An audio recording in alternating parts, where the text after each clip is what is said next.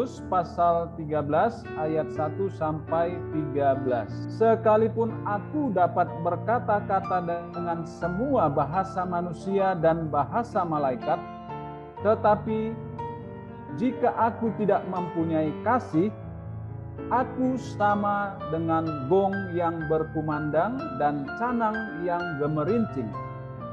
Sekalipun aku mempunyai karunia untuk bernubuat dan aku mengetahui segala rahasia dan memiliki seluruh pengetahuan, dan sekalipun aku memiliki iman yang sempurna untuk memindahkan gunung, tetapi jika aku tidak mempunyai kasih, aku sama sekali tidak berguna.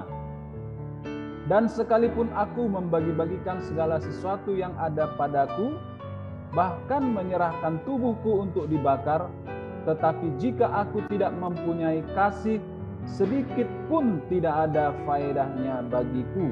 Topik kita kali ini bicara tentang kasih. Paulus menyatakan segala sesuatu itu sia-sia jika tidak ada kasih.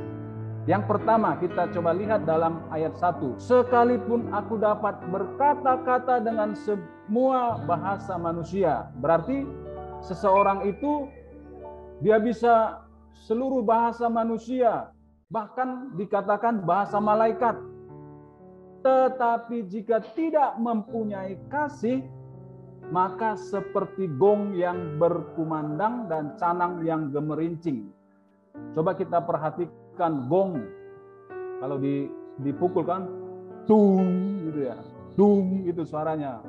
Menggema kemana-mana. Kalau ada isinya, maka begitu dipukul itu tong, suaranya tidak akan nyaring. Nah, yang pertama, kita kembali diingatkan bahwa meskipun kita memiliki, menguasai banyak bahasa, bahasa manusia, bahkan bahasa malaikat, tetapi jika tidak punya kasih, itu seperti canang yang gemerincing. Sekalipun aku mempunyai karunia untuk bernubuat, karunia bernubuat ini kan biasanya kita temukan pada ibadah-ibadah ataupun orang-orang percaya dalam persekutuan-persekutuan, mengetahui segala rahasia, mengetahui rahasia dan memiliki seluruh pengetahuan. Pasti banyak orang pintar di dunia, yang paling kaya di dunia ini siapa? Jika ada orang-orang yang coba menyombongkan diri, maka dengan cara Tuhan, kadang di luar pemikiran kita, sekalipun memiliki iman yang sempurna memindahkan gunung.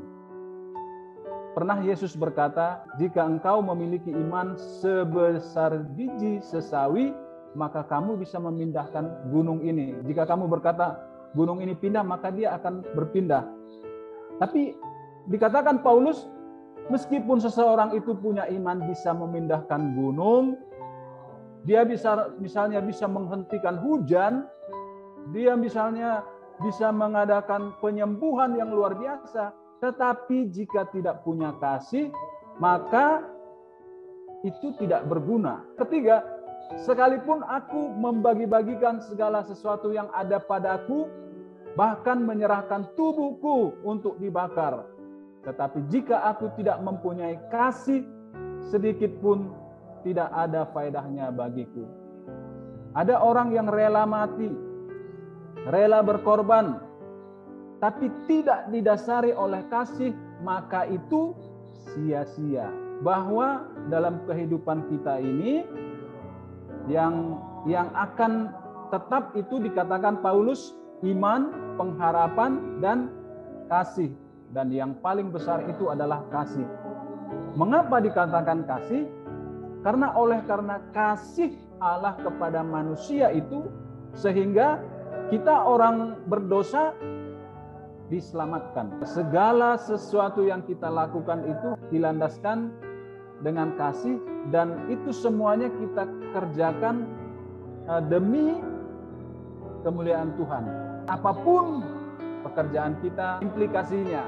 Kasih itu sabar, lalu kasih itu murah hati, kasih itu tidak cemburu, tidak memegahkan diri dan tidak sombong, tidak melakukan yang tidak sopan dan tidak mencari keuntungan diri sendiri, tidak pemarah dan tidak menyimpan kesalahan orang lain. Ini kita perlu belajar lagi, saya juga perlu belajar bahwa kasih itu tidak pemarah.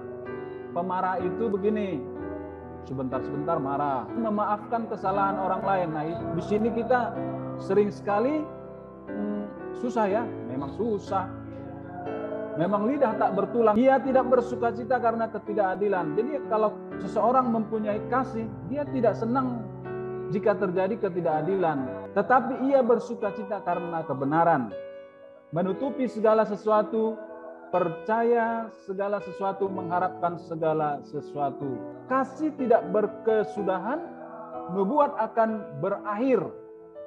Kasih itulah yang akan tetap ada sampai Yesus datang kedua kalinya. Kita memiliki pengetahuan itu terbatas, dan pengetahuan yang kita dapatkan itu juga dari Tuhan. Bayangkanlah bagaimana kita bisa memahami tentang keagungan Tuhan dengan otak kita yang hanya seginilah, sekepal tangan ini. Nggak bisa kan? Tapi banyak orang yang dia tidak mau percaya kepada Allah, atau dia seolah-olah menyalahkan Tuhan dan lain-lain. Marilah kita belajar untuk memiliki kasih serta menerapkan kasih dalam kehidupan kita sehari-hari, karena itulah yang diajarkan oleh Yesus Kristus kepada kita dan ditegaskan oleh Paulus di 1 Korintus pasal 13 ayat 1 sampai dengan 13. Kiranya Tuhan Yesus menyertai kita, Tuhan Yesus memberikan kita kemampuan untuk melakukan firman-Nya, dan iman, pengharapan, serta kasih itu jangan hilang dari kehidupan kita. Kita tetap belajar hari lepas hari untuk setia kepada Tuhan. Amin. Tuhan Yesus memberkati.